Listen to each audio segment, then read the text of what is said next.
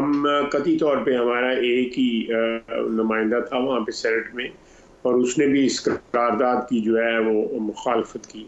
ठीक। और एक तो बात यह है कि 14 का हाउस हो और उसमें एक करारदाद पास हो।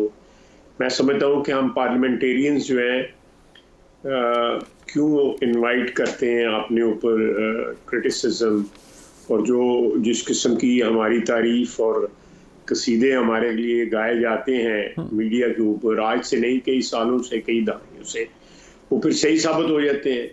14 का हाउस जो है वो इस किस्म की करारदाद पास करे।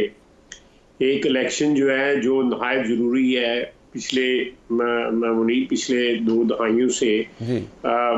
टाइम पे इलेक्शन जो है हो रहे हैं। एक रवायत सेटअप की है, अगर सियासतदानों ने तो उस रवायत की आप पास करें, बिल्कुल ठीक। उसकी इज्जत करें, और इलेक्शंस को इस तरह अगर कहा गया कि जी मौसम ख़राब है या सर्दी ज़्यादा है या लॉ एंड ऑर्डर सिचुएशन है।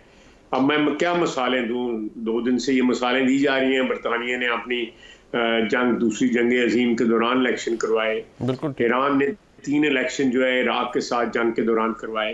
तो ये बातें जो हैं वो पंजाबी की एक मिसाल है, मुनासिब नहीं है कि मैं आपको सुनाऊं।